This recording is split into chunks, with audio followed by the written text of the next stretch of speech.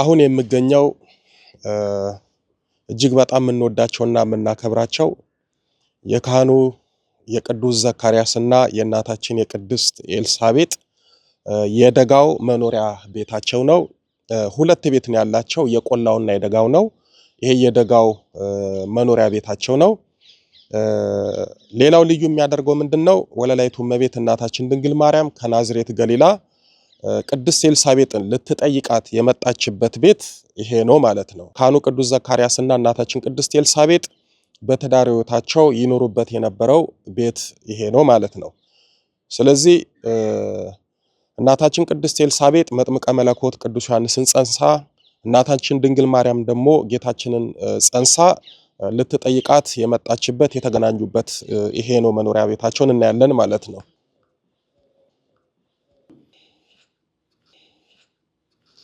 እዚህ ጋር እንደምትመለከቱት እንግዲህ እናታችን ቅድስት ኤልሳቤጥና እናታችን ድንግል ማርያም ሲገናኙ የሚያሳይ ምስል ነው። ስለዚህ ይሄ አሁን ቤተክርስቲያን ነው። ነገር ግን ቀድሞ ከዛሬ 2000 ዓመት አካባቢ ላይ ካህኑ ቅዱስ ዘካርያስና እናታችን ቅድስት ኤልሳቤጥ የሚኖሩበት መኖሪያ ቤታቸው ነው ማለት ነው።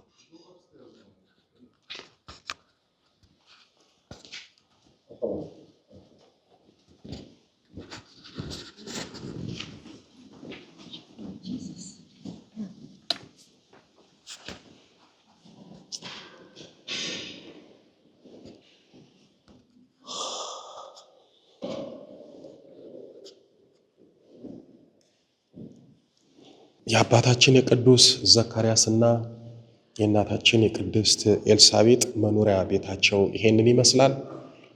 እዚህ ነው ለረጅም ዓመት በትዳር አብረው ተከባብረው በቅድስና ሕይወት ይኖሩ የነበረው ቤት ይሄንን ይመስላል። እዚህ ቦታ ላይ እናታችን ድንግል ማርያም መጥታ ተገኝታለች።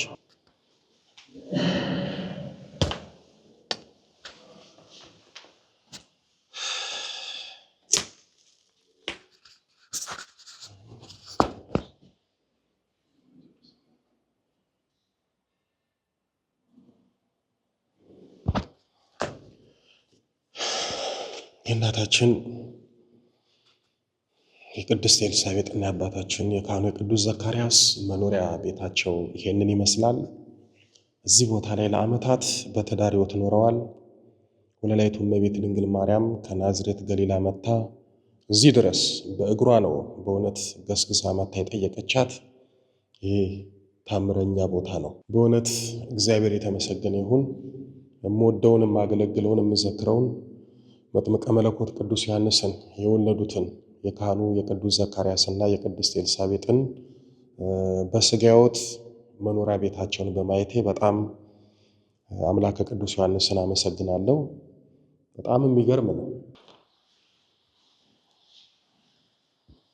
ከላይ እንደምታዩት እናታችን እመቤታችን ድንግል ማርያም ከቅድስት ኤልሳቤጥ ጋር ሲገናኙ የሚያሳይ ስዕል ነው። እዚህ ጋር ደግሞ ካህኑ ቅዱስ ዘካርያስ በቤተ መቅደስ እያጠነ ያሳያል። የመልአኩን ብስራትም ሲሰማ ማለት ነው። ይሄ ደግሞ እጅግ በጣም የሚያሳዝንና አንጀት የሚበላ ስዕል ነው። እናታችን ቅድስት ኤልሳቤጥ መጥምቀ መለኮት ቅዱስ ዮሐንስን በወለደች ጊዜ ሄሮድስ በሀገሬ እኔ ንጉሥ እያለሁ ንጉሥ ተወልዷል ብሎ ከ2 ዓመት በታች ያሉትን ሕፃናት በሙሉ በሚገድል ሰዓት እናታችን ድንግል ማርያም ልጇን ኃያሉን ቅዱስ አማኑኤልን ይዛ ስትሸሽ፣ እንዲሁም ደግሞ እናታችን ቅድስት ኤልሳቤጥ መልአኩ ቅዱስ ገብርኤል እየመራት ከሄሮድስ ፊት ስትሸሽ የሚያሳይ ስዕል ነው። ይሄ ደግሞ እዚህ ጋር የምታዩት ቅድስት ኤልሳቤጥንና መጥምቀ መለኮት ቅዱስ ዮሐንስን ድንጋይ እንደ ቤት ሆኖ ሰውሯቸው ደብቋቸው ነበረና የዛን ምሳሌ ነው እዚህ ጋር የሚያሳየው። ስለዚህ ይሄ ቤት ወይም ደግሞ ይሄ ቦታ ካህኑ ቅዱስ ዘካርያስና እናታችን ቅድስት ኤልሳቤጥ የኖሩበት እመቤታችን መታ ቅድስት ኤልሳቤጥን የጠየቀችበት እመቤታችን ቅድስት ኤልሳቤጥን ሰላም ስትላት የሰላምታዋን ድምፅ መጥምቀ መለኮት ቅዱስ ዮሐንስ በማኅፀን ሰምቶ የዘለለበት ለፈጣሪው ለአምላኩ ለኢየሱስ ክርስቶስ የአምልኮት ስግደት የሰጠበት ታላቅ ቦታ ነው ማለት ነው። ስለዚህ እዚህ ቦታ ላይ ቅዱስ ዘካርያስና ቅድስት ኤልሳቤጥ የኖሩበት ቤት ነው። እመቤታችን መታ የጠየቀችው እዚህ ነው። ቅዱስ ዮሐንስ የድንግል ማርያምን ሰላምታ በሰማ ሰዓት በእውነት በማኅፀን ሆኖ በደስታ በሐሴት የዘለለበት ፈጣሪውን ያመሰገነበት ቦታ ነው ማለት ነው።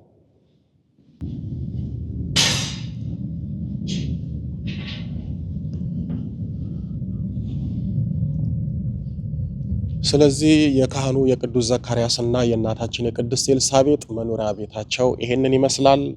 እጅግ በጣም ሰፊ ትምህርት የሰጠውበትን እኛ ሰላም ለኪ ወይም ደግሞ ጸሎተ እግዝእትነ ማርያም የሚለውን ጸሎት እመቤታችን ድንግል ማርያም የጸለየችበት ቦታ ደግሞ ይሄ ነው ማለት ነው።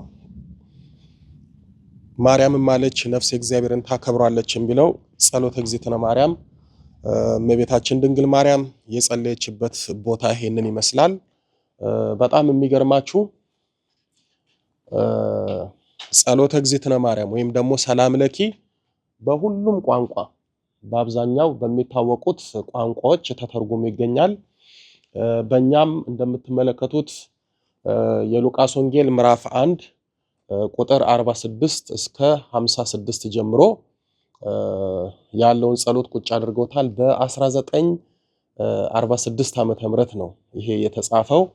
ወትቤ ማርያም ታቢዮ ነፍሴ ለእግዚአብሔር ወተታሴ መንፈሴ በአምላኬ መድኃኔ ብሎ መጨረሻው ላይ ለአብርሃም ወለዘሩ እስከ ለዓለም የሚለው ማለት ነው። እኛ ጸሎተ ማርያም ሰላም ለኪ የምንለው ጸሎት እዚህ ቦታ ላይ ነው እመቤታችን የጸለየችው ማለት ነው። እንደምትመለከቱት በአብዛኛው ቋንቋ ተተርጉሞ ተቀምጧል ማለት ነው። ስለ ጸሎተ ማርያም ጥቅም ወይም ደግሞ ስለ ሰላም ለኪ ጸሎት ጥቅም እጅግ በጣም ሰፊ ትምህርት ሰጥቼበታለሁ። ያንን ማየትና መመልከት ትችላላችሁ። እዚህ ቦታ ላይ እመቤታችን ድንግል ማርያም ጸሎተ ማርያምን የጸለየችበት ያደረሰችበት ቦታ ስለሆነ እኔም እንግዲህ እመቤታችን እድሉን ሰጥታኝ ለዚህ አብቅታኝ እዚህ ቦታ ላይ እመቤታችን በመዓዛ መለኮት በጣፈጠው ጥዑም አንደበቷ የጸለየችውን ጸሎተ ማርያምን እኔም ደግሞ ጸልዬ በረከት አገኝበታለሁ ማለት ነው። የሉቃስ ወንጌል ምዕራፍ 1 ቁጥር 46 ማርያምም እንዲህ አለች፣ ነፍሴ ጌታን ታከብሯለች፣ መንፈሴም በአምላኬ በመድኃኒቴ ሐሴት ታደርጋለች። የባሪያይቱን ውርደት ተመልክቷልና እነሆ ከዛሬ ጀምሮ ትውልድ ሁሉ ብፅዕት ይሉኛል። ብርቱ የሆነ እርሱ በእኔ ታላቅ ሥራን አድርጓልና ስሙም ቅዱስ ነው። ምሕረቱም ለሚፈሩት እስከ ትውልድና ትውልድ ይኖራል። በክንዱ ኃይል አድርጓል። ትዕቢተኞችን በልባቸው ሐሳብ በትኗል። ገዦችን ከዙፋናቸው አዋርዷል። ትሑታንንም ከፍ አድርጓል። የተራቡትንም በበጎ ነገር አጥግቧል። ባለጠጎችንም ባዶአቸውን ሰዷቸዋል። ለአባቶቻችን እንደተናገረ ለአብርሃምና ለዘሩ ለዘላለም ምሕረቱ ትዝ እያለው እስራኤልን ብላቴናውን ረድቷል። ማርያምም 3 ወር የሚያህል በእርሷ ዘንድ ተቀመጠች፣ ወደ ቤቷም ተመለሰች ይላል። ስለዚህ አሁን የሰማችሁትን ብዙዎቻችሁ ውዳሴ ማርያም ከመጸለያችሁ አስቀድሞ መግቢያው ላይ የምትጸልዩት ጸሎተ ማርያም እመቤታችን ድንግል ማርያም የጸለየችበት ቦታ ነው። እናታችን ድንግል ማርያም በቅድስት ኤልሳቤጥና በካህኑ በቅዱስ ዘካርያስ ቤት ለ3 ወራት ነው ተቀምጣ ጠይቃት ወደ ገሊላ ናዝሬት ሄደችውና እመቤታችን በእውነት በመዓዛ መለኮት በጣፈጠው ጡም አንደበቷ የጸለየችውን ጸሎተ ማርያም ሁላችሁም በርትታችሁ ጸልዩ። ብዙ ነገር ታገኙበታላችሁ፣ ታተርፉበታላችሁ። የካህኑ የቅዱስ ዘካርያስና የቅድስት ኤልሳቤጥን ቤት አይተናል። በነገራችን ላይ መጥምቀ መለኮት ቅዱስ ዮሐንስ የተጸነሰው እዚህ ቤት ነው ማለት ነው። የተወለደው ደግሞ የቆላው ነው፣ ይሄ ደጋ ቤት ነው። ስለዚህ ቅዱስ ዮሐንስ የተጸነሰው እዚህ ነው። የተወለደበትን ደግሞ እናያለን። እግዚአብሔር የተመሰገነ ይሁን። ይህንን ይመስላል እንግዲህ የአባታችን የቅዱስ ዘካርያስ የእናታችን የቅድስት ኤልሳቤጥ ቤት ይህንን ይመስላል። ስለዚህ ጨርሰን እየወጣን ነው ማለት ነው።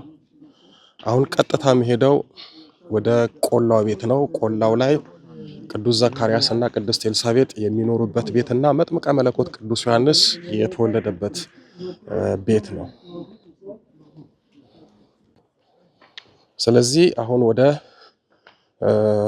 ቅዱስ ዮሐንስ ወደ ተወለደበት እንሄዳለን። በነገራችን ላይ ይሄ በሙሉ አይነ ከርም ነው የሚባለው። ብዙዎቻችሁ እዚህ ስትመጡ አይነ ከርም የሚባለውን ቦታ ነው ያው የምታውቁት። ስለዚህ አይነ ከርም ነው ቦታው ስያሜው። አሁን ደግሞ መጥምቀ መለኮት ቅዱስ ዮሐንስ የተወለደበት አይነ ከርም የሚባለው እናታችን ቅድስት ኤልሳቤጥና ካህኑ ዘካርያስ የኖሩበት የቆላው ቤት ነው። እላይ ቅድም ያየነው የደጋው ቤት ነው። እዛ ደጋ ላይ ነው መጥምቀ መለኮት ቅዱስ ዮሐንስ የተጸነሰው። እዚህ ግን የተወለደበት ቦታ ነው እናያለን። እጅግ በጣም በእውነት እምወደው ማገለግለው ማከብረው በየወሩ እምዘክረው መጥምቀ መለኮት ቅዱስ ዮሐንስ የተወለደበትን ቤት ለማየት መጥቻለሁ። እጅግ በጣም ደስ ብሎኛል። ብዙ ቦታዎችን ረግጫለሁ። ሁሉም ቦታ ደስ ይላል። በእውነት ከህሊናና ከልቦና በላይ ነው። በተለይ ደግሞ ራሴን መጥምቀ መለኮት ቅዱስ ዮሐንስ የተወለደበትን ቤት ለማየት በመምጣቴ እጅግ በጣም አመሰግናለሁ።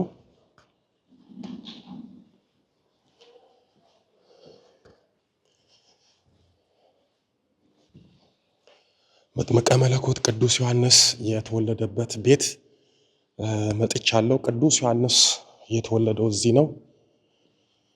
ጌታችን መድኃኒታችን ኢየሱስ ክርስቶስ በማቴዎስ ወንጌል ምዕራፍ 11 ቁጥር 11 ላይ ከሴቶች ከተወለዱት ከመጥምቀ መለኮት ከቅዱስ ዮሐንስ የበለጠ አልተነሳም ብሎ በመለኮታዊ አንደበቱ የመሰከረለትና የተናገረለት መጥምቀ መለኮት ቅዱስ ዮሐንስ እዚህ ነው የተወለደው ማለት ነው።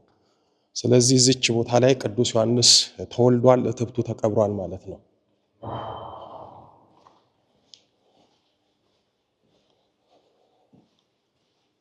ይኸውና ቅዱስ ዮሐንስ የተወለደበት ቤትና ቦታ ይህንን ይመስላል።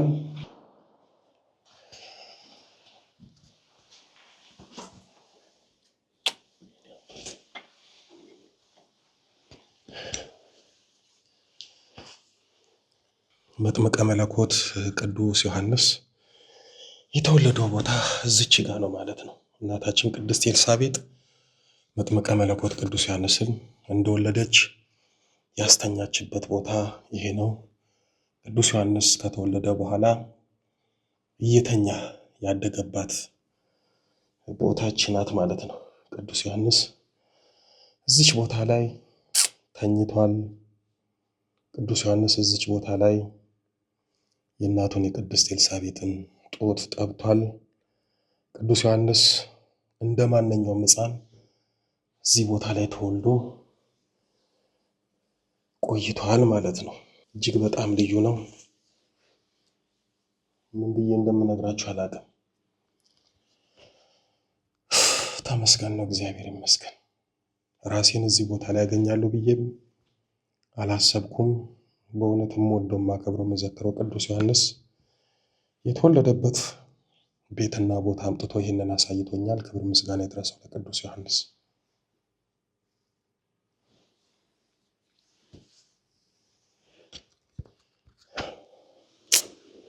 ተመስገን። እንደምትመለከቱት ቤቱ የጥንት ይዞታውን እንደያዘ ነው። ይህ የምትመለከቱት የቤቱ ዋሻ ድንጋይ ነው። እንደነበር ነው ያለው ማለት ነው። እጅግ በጣም የምወደው ማከብረው መዘክረው በተለይ በዚህ በጥምቀት አገልግሎት በብዙ ነገር የሚያግዘኝ ከጎን የሚቆምልኝ የታመሙትን የሚፈውስልኝ ክፉ መናፍስትን የሚያርቅልኝ መጥምቀ መለኮት ቅዱስ ዮሐንስ የተወለደበት ቦታ ነው። ቅዱስ ዮሐንስ ሲጸነስ የአባቱን የዘካርያስን አንደበት የዘጋ ሲወለድ ደግሞ የአባቱን የዘካርያስን አንደበት የፈታ ታላቅ ጻድቅ አባት ነውና በእውነት መጥምቀ መለኮት ቅዱስ ዮሐንስ የተወለደበት እዚህ ነው። የቅዱስ ዮሐንስ ጸሎትና በረከት ቃል ኪዳን በያላችሁበት ይድረሳችሁ።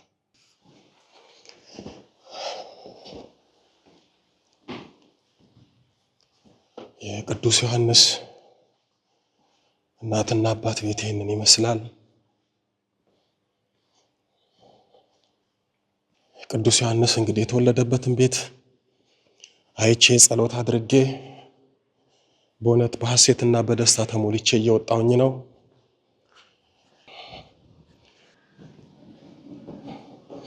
አይነ ከርም የቅድስት ኤልሳቤጥ የካህኑ የቅዱስ ዘካርያስ የቆላ ቤታቸው ይህንን ይመስላል።